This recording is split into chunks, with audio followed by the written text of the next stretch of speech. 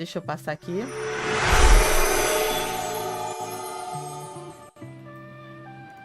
Que efeitos visuais já é outra coisa, né?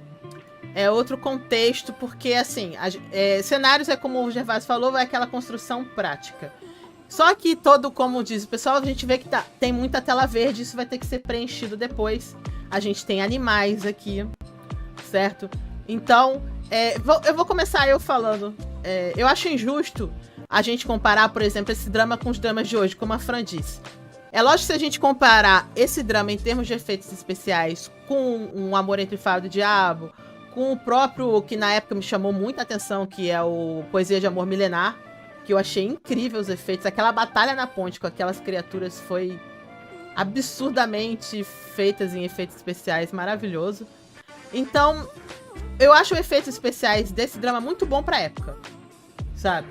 E passa bem hoje. O que talvez não passe muito bem são as criaturas. Que era o mesmo problema de Eternal Love. Também tinha as criaturas, não eram muito legais. Hoje elas são muito melhores, né? Mas, por exemplo, eu acho que o pet do Fada Peixe, que é a besta dos sonhos, ele tava ótimo. Eu não sei se ele teve mais cuidado na animação dele do que o restante. Provavelmente sim, porque ele aparece bastante. Mas ele não me incomoda. Até hoje ele não me incomoda. Quando eu vejo ele, eu ainda acho que ele tá bem feito. Fala, Gervásio. Eu acho que a Besta dos Sonhos, Besta do Sono, eu acho que ele não dá esse efeito porque ele é uma criatura que parece ser meio etérea, meio transparente. Então, ela não fica tão ruim a aparência dele. Então, por isso que ele fica melhor. E provavelmente deram mais dinheiro e mais tempo de produção pra ele, óbvio. Eu também acho, porque ele é um personagem importante dentro da história. Fran, o que você acha? Eu quis começar comentando pra gente mudar um pouco a ordem, mas fala, o que você acha? Tranquilo. Naquilo que eu falei desde o início, né? Já a primeira tomada, né, que é o nascimento da Jimin, os efeitos estão maravilhosos, são efeitos que dão aquela leveza a um nascimento, são efeitos que dão um sentido de como é que eu digo para vocês?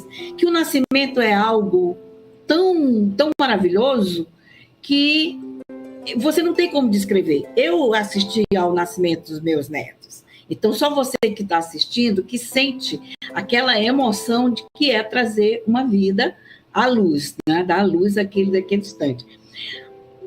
O nascimento da Jimin me fez isso, me fez sentir isso, essa leveza, essa poesia, esse milagre do que eu chamo viver a vida, de trazer uma nova vida. Aqueles efeitos visuais da ponte onde o Fada Peixe controlava todo o cosmo, né? As estrelas, as constelações, consequentemente os destinos, já que as estrelas influenciam no nascimento de cada um. Nós sabemos que quando nós nascemos, nós temos a constelação que está naquele momento do seu nascimento, está no nascente, vai determinar qual é o signo, seu signo ascendente. A constelação que está no meio do céu é a constelação solar, que vai ser o seu signo solar. E a constelação que está no poente vai determinar quem é o seu ascendente. Todas essas constelações irão influenciar na sua personalidade, no seu destino. E ele tinha esse controle, como nós vimos também em Stereo Love, que o Kim, ele controlava isso também.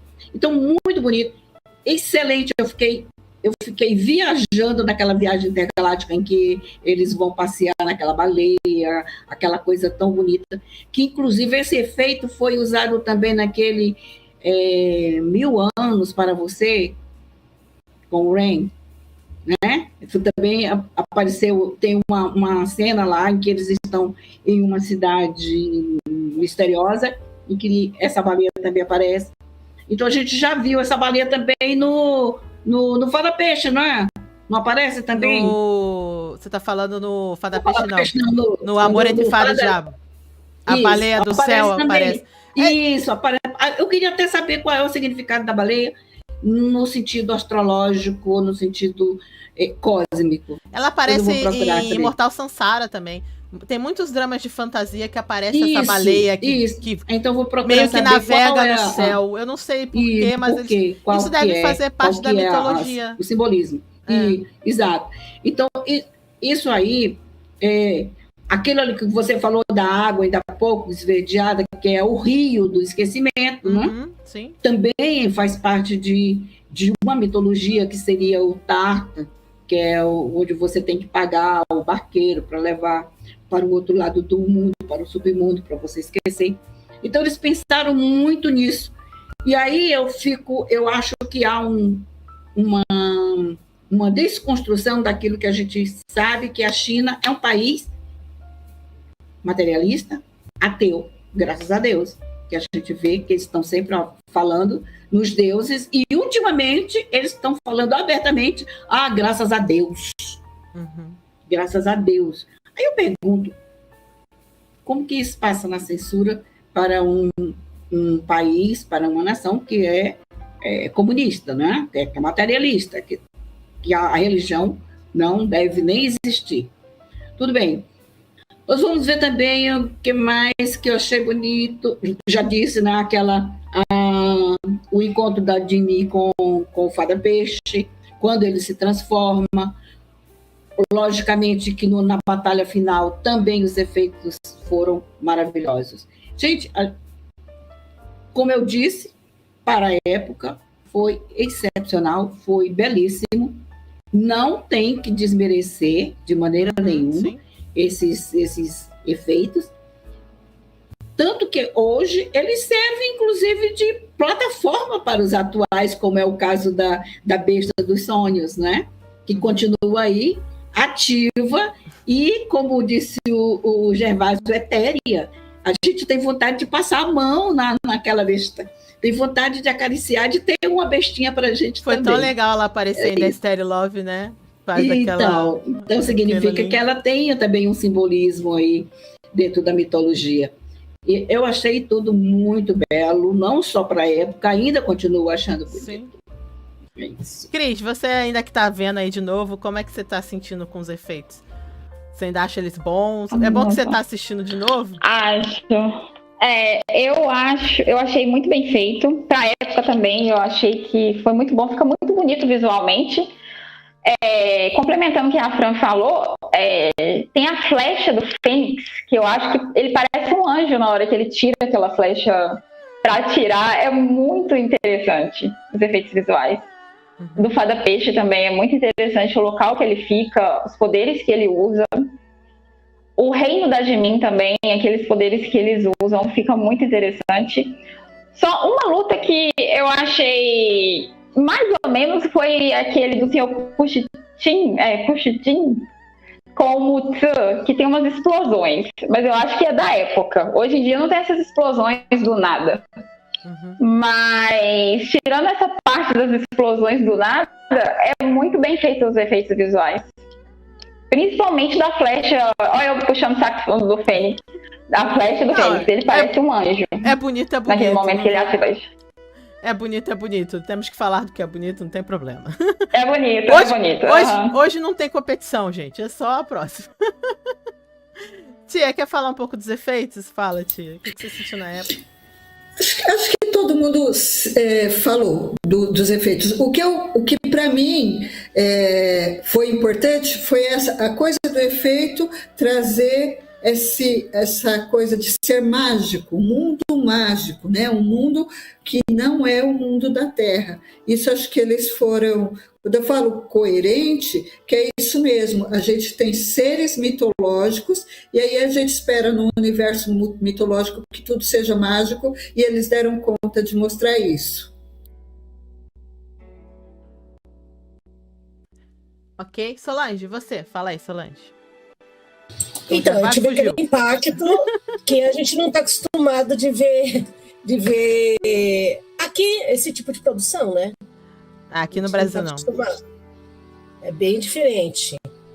E mesmo para quem for assistir hoje, que tem umas meninas aí que não assistiram, eu acho que tá tudo coerente com o drama.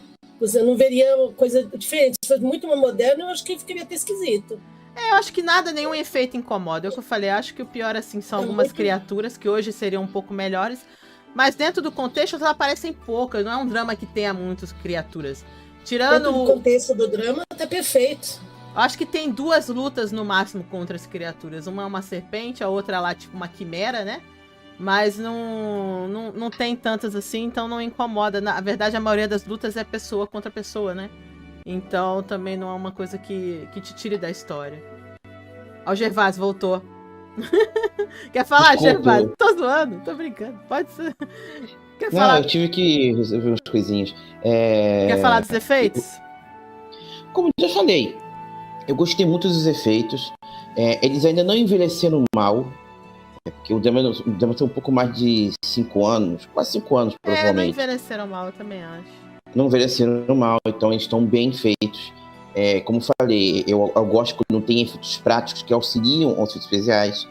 Você tem razão, as criaturas são bem esquisitinhas. São. Sim, esquisitinhas. Com exceção da Besta dos Sonhos, que ela foi bem feita, parece que gastaram mais tempo, dinheiro e recursos para trabalhar. Não é igual os filmes da Marvel, que o pessoal tá trabalhando até o talo para fazer as animações e não tá conseguindo. Aqui eles tiveram tempo para fazer a produção. Então eu gosto, fica crível, fica muito crível pra gente que tudo aquilo ali faz sentido, que tudo aquilo é real pra gente. A suspensão da descrença nossa consegue funcionar bem sem ela ficar toda hora batendo na sua cabeça. Ei, isso aqui tá estranho. Ei, isso aqui não devia estar aqui. Então eu gosto quando eles fazem uma coisa que eu consigo apreciar sem ficar pensando 1000 vezes se isso é real ou não. Sim. Então eu acho que, assim, lógico que eu falei, efeitos especiais acabam ficando um pouco presos à época, mas eu acho que esse drama passa fácil, eu acho que ele é muito bom nesse sentido também. Deixa eu ver aqui alguns comentários. A Verônica falando que aquele bichinho do Fada Peixe era tão fofo que ela queria um pelúcia dele. Ah, eu também queria. Se vendesse um pelúcia da Besta do Sonho, eu acho que vendia na época lá. Acho que na China vendia. Acho que lá se conseguia, né?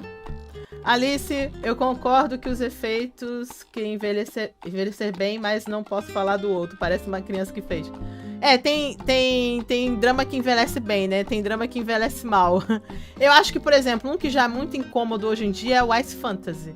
Se você olhar hoje em dia, os efeitos são bem... Porque já não eram bons na época, então eu acho que eles dão uma incomodada. Verônica, eu tinha medo do Mar do Esquecimento. Era muito sinistro aquele mar com aquela água verde, né? Aquilo passava uma sensação ruim.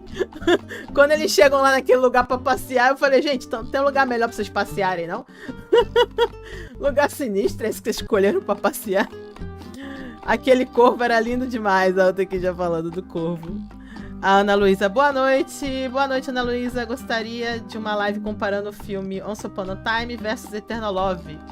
E Erruado, Yang Yang me agrada mais. Sério? Olha, a primeira pessoa que eu escuto falar isso na vida do universo.